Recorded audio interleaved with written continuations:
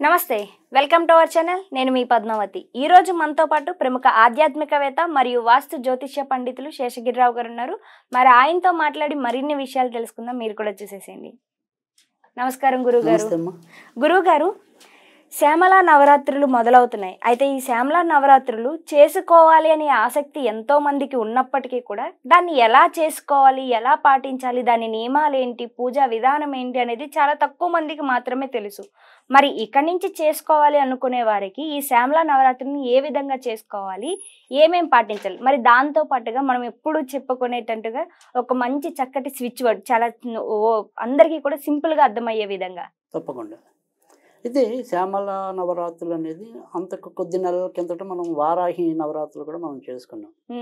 అయితే ఈ 2 నవరాత్రులు ఇటీవల కాలంలో కొద్దిగా ప్రాచుర్యంలోకి రావడం అనేది తర్వాత అప్పుడప్పుడు కొద్దిగా వివాదాలు అయ్యేవి కూడా ఈ 2 నవరాత్రులు అనేది ఉంటాయి. అంటే వివాదాలు అంటే అందరూ చేసుకోవటం అనేది అర్హత కాదు, కొంతమంది సాధకులు మాత్రమే చేసుకోవాలి. ఎందుకని అందరూ చేసుకోకూడదు అంటే దీనికంటే ఏమైనా ఉన్నాయా? అంటే ఈ 2 నవరాత్రుల్ని గుప్త నవరాత్రులు అంటారు. అంటే ఇవి రహస్యంగా చేసుకునేవి అని చెప్పి.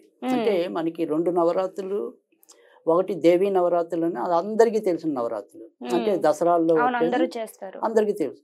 అలాగే మరికొంతమందికి తెలిసినది వసంత నవరాత్రులు అని ఉగాదికి వచ్చే 9 నవరాత్రులు.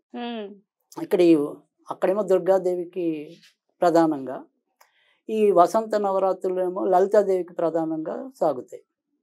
అయితే ఇప్పుడు అంటే ఈ వారాహి నవరాత్రులు కానీ ఇప్పుడు ఉన్న ఈ శ్యామల నవరాత్రులు ఈ 2 కూడా కొంతవరకు అంటే అందరూ చేసుకోకూడదని, కొంతమంది మాత్రమే చేసుకోవాలని, తర్వాత చేసుకునే వాళ్ళు రహస్యంగా ఉంచాలని, పగలపూట చేయకూడదని, రాత్రిపూట చేయాలని, ఇలా రకరకాల సందేహాలతో మీమాంసలతో మనని కొంత అయోమయంలో పడేయటం అనేది ఉంది. ఓకే.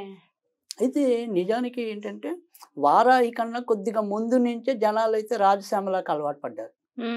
అంటే ఈ రాజశ్యామల అనేది సరే మళ్ళీ ఇప్పుడు మనం టాపిక్లోకి వస్తాం కదా, అప్పుడు మళ్ళీ వివరంగా చెప్తాను. కానీ రాజశ్యామల అయితే వారాహి అనేది మనం గత సంవత్సరం చాలా వివాదాస్పదం కూడా అయింది. కొంతమంది వీడియోల్లో చేసుకోకూడదు ఇదేదని చెప్పి, చేసుకోవచ్చు అని ఎంతమంది అన్నారో, చేసుకోకూడదని కూడా అంతేమంది అన్నారు. కానీ ఇక్కడ మనం మొదటి నుంచి చెప్పేది ఎప్పుడు ఒకటే, మీరు ఇష్టమైతే, నమ్మకం ఉంటే, శ్రద్ధ ఉంటే, భక్తి ఉంటే వేటికి ఎవరు చెప్పిన దానికి భయపడకండి. మీకు నిజంగా శ్యామలాదేవిని పూజించాలంటే మనస్ఫూర్తిగా పూజించండి. సో ఆ రకంగా మనం పూజించమనే చెప్తున్నాం. వీటిని మనమేమి భయపడాల్సింది, బాధపడాల్సింది, అయోమయానికి గురి అవ్వాల్సింది ఏం లేదు. సో మీకు భక్తి ప్రధానం, శ్రద్ధ ప్రధానం, చేసుకోవాలనే కాంక్ష ప్రధానం. సో అవి ఉన్నప్పుడు మనం తప్పకుండా చేసుకోవచ్చు. అయితే ఇక్కడ వారాహి దేవితో పోలిస్తే రాజశ్యామల అనేది మరింత ఉపయుక్తమైనది, అంటే మరింత ప్రయోజనాన్ని. తర్వాత రెండోది ఏంటంటే ఆవిడ మీద కొద్దిగా ఇవి సాత్వికం కూడా. ఓకే. అంటే ఇప్పుడు మనం చేసుకునే శ్యామల నవరాత్రులు అమ్మవారు ఏదైతే ఉందో అది కొంచెం ఉగ్ర రూపం ఉంటుందంటారా? లేదు, వారాహితో పోలిస్తే ఈవిడ కొంచెం సాత్వికమే. సో అంత మరీ ఇబ్బంది ఏం కాదు రాజశ్యామల. అందుకే రాజశ్యామల అనేది ఇంకా కొద్దిగా తొందరగానే మన వాళ్ళు వారాహితో పోలిస్తే ఇంకా ముందు నుంచే ఈవిడ ఆరాధన అనేది మనం ఇటీవల కాలంలో ఎక్కువే చూస్తాం. ఎందుకంటే రాజశ్యామల అనేది ఏంటంటే ప్రతి ఒక్కళ్ళు కూడా పూజించవలసిన అవసరం అనేది ఉంది. ఎందుకని అంటే కనుక ఇక్కడ రాజశ్యామల్ని ఆరాధించటం వల్ల మెయిన్ మనకి ప్రధానంగా ఏంటంటే ఫలానాది అని కాదు, ఏదైనా సరే ఆవిడ ఆరాధన ద్వారా పొందొచ్చు. అంటే ఇక్కడ రాజశ్యామల అనేది రాజశ్యామల కాదు, రాజశ్యామలకి పర్యాయ నామాలు కూడా ఉన్నాయి. అంటే రాజమాతంగి అన్న ఈవిడే, రాజశ్యామల అన్న ఈవిడే, తర్వాత లఘుశ్యామల అన్నా కూడా ఈవిడే, తర్వాత ఉచ్చిష్ట చాండాలి అన్నా కూడా ఈవిడే. ఓకే. సో ఇక్కడ ఈ ఉచ్చిష్ట చాండాలి దేవిగా ఈవిని ఆరాధించినప్పుడు మాత్రమే కొద్దిగా కాంప్లికేటెడ్ ఉంటుంది. సో అది ఎంగిలితో పూజించటం, తర్వాత కొంతవరకు ఏదైనా సరే ఈవిని వామాచారంలో పూజిస్తే దాంట్లో పూజించారు ఉచ్చిష్ట చాండాలి రూపంలో. సో రాజశ్యామల అనేది మాత్రం అందరూ చేసుకుని తేలికైన రూపం, సాత్విక రూపం. అందుకని మనం ఈ శ్యామల నవరాత్రులు ఎవరైనా కూడా చేసుకోవచ్చు. అయితే ఇక్కడ శ్యామల నవరాత్రులు అనేది నిజానికి ఏంటంటే అసలు రాజశ్యామల అనే ఆవిర్భావం మటుకుని జరిగిందైతే కనుక వైశాఖ మాసంలో శుక్ల తృతీయ తదీ నాడు జరిగింది అది. కానీ మాఘమాసం కూడా ఆవిడకి ఇష్టమైన నెల, మాఘమాసంలో వీళ్ళు చేయటం అనేది ఆనవాయితీగా వస్తుంది. కానీ అసలు ఆవిడకైతే ఆవిర్భావ దినంగా లేదా ఇష్టమైన దినంగా చెప్పుకోవాల్సి వస్తే గనక అది మాత్రం వైశాఖ మాసం శుక్ల తదియ నాడు ఆవిర్భవించింది, లేదా ఆవిడకి ప్రీతి పాత్రమైనది. అయితే ఇక్కడ మనకి స్కాంద పురాణంలో ఏంటంటే ఇదే మాఘ మాసంలో బహుళపక్షం, ఇప్పుడు మనం యాక్చువల్గా శుక్లపక్షంలో ఈ నవరాత్రులు చేస్తున్నాం, కానీ బహుళ పక్షంలో ఈ కర్ణాటకుడు అనే రాక్షసుని మాతంగి రూపంలో సంహరించింది అని చెప్పి కూడా మనకి స్కాంద పురాణంలో వస్తుంది. అదే ఇప్పుడు ఏదైతే కర్ణాటక ప్రాంతం ఉందో అక్కడ కర్ణాటకుడు అనే రాక్షసుడు దాన్ని పరిపాలించాడని, అక్కడే ఈమె వధించిందని మాతాంగి రూపంలో. సో అందుకని మాతంగి లేదా ఈ రాజశ్యామల వీళ్ళని ఎవరినైనా సరే మనం పూజిస్తే కనుక చదువుకునే వాళ్ళకి చదువుకోవాలంటే చదువు వస్తుంది, ఉద్యోగం కావాలనుకునే వాళ్ళకి ఉద్యోగం కావాలంటే ఉద్యోగం వస్తుంది, సౌభాగ్యం కావాలనుకునే వాళ్ళకి, అంటే ఒక రకంగా చెప్పాలంటే కామధేను కల్పతరువు. మనం ఏ యొక్క సంకల్పాలతో చేసుకుంటామో ఆ సంకల్పాలు నెరవేరబడటం అనేది ఈవిడ ద్వారా వనగొడుతుంది. ఇప్పుడు మాతంగి సంబంధించిన హోమాలు పూజలు చేసి కూడా జనాకర్షణ పెంపొందించుకున్న నాయకులను చూసాం మనం.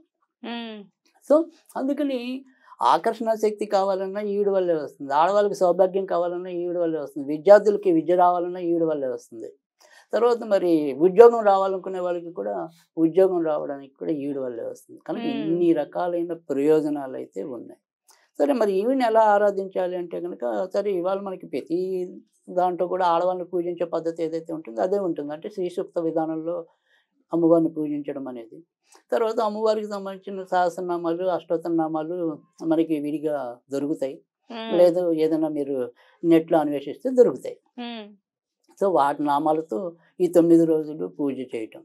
అయితే ఈ 9 రోజులు మనం ఏ రకమైన అంటే జాగ్రత్త, సాధారణంగా ఇక్కడ ఏంటంటే ఈ 9 రోజులు కూడా సాధ్యమైనంత వరకు ఎక్కువ ఆకుపచ్చ కానీ ఎరుపు రంగు కానీ వాటికి సంబంధించిన దుస్తులు ధరించాలి. తర్వాత రెండోది వచ్చేప్పటికి ఏంటంటే, నిజానికి మనకి అమ్మవారికి ఎలాగైతే 9 రోజులు 9 రకాలుగా ఆరాధిస్తాం, ఇలా శ్యామలాదేవి కూడా ఉన్నాయి. వేణుశ్యామలని, వీణశ్యామలని, శారిక అని, ఇలా 9 రకాల అవతారాలు ఆవిడికి ఉన్నాయి పూజలు చేయటం అనేది. అలాగే కొంతమంది ఇదే శ్యామల నవరాత్రుల్లో నవదుర్గా దేవులని ఆరాధించడం కూడా జరుగుతుంది.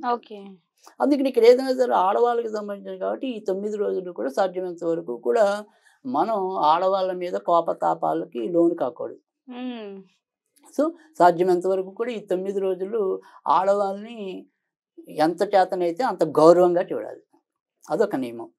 తర్వాత ఇందాక మనం చెప్పుకున్న దుస్తులు ధరిస్తే కనుక ఆకుపచ్చ కానీ ఎరుపు రంగు దుస్తులు కానీ ధరించాలి అని చెప్పేది.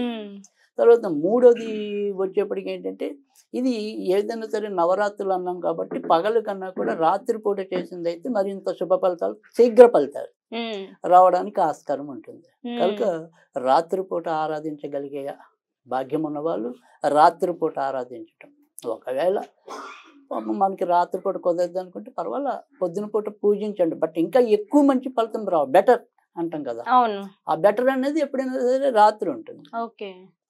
సో మరి మనం ఎప్పుడు చెప్పుకున్నట్టుగా స్విచ్ బోర్డు కూడా ఒకసారి చెప్పుకుంటే చాలా బాగుంటుంది. తప్పకుండా వీడికి అలాగే మనం ఏదైనా సరే ఈ అన్న పర్వాణం కానీ పెరుగన్నం కానీ నివేదన ప్రసాదం కింద పెట్టుకో. తర్వాత ఇవేమీ లేకపోతే తేనెలో పేలాలు నానేసి పెడితే చాలా మంచి ఫలితాలు వస్తాయి. సో ఆ రకంగా నివేదన మనం చేయాలి. ఈ రకంగా ఈ 9 రోజులు కూడా ఇప్పుడు స్విచ్ వర్డ్ అనేది ఏదైతే ఉందో, green green total green, green green total green, okay, ఇది మీరు ఎన్నిసార్లు చదవగలిగితే అన్ని రోజులు ఈ 9 రోజులు కూడా చదవగలగటం అనేది ఒకటి.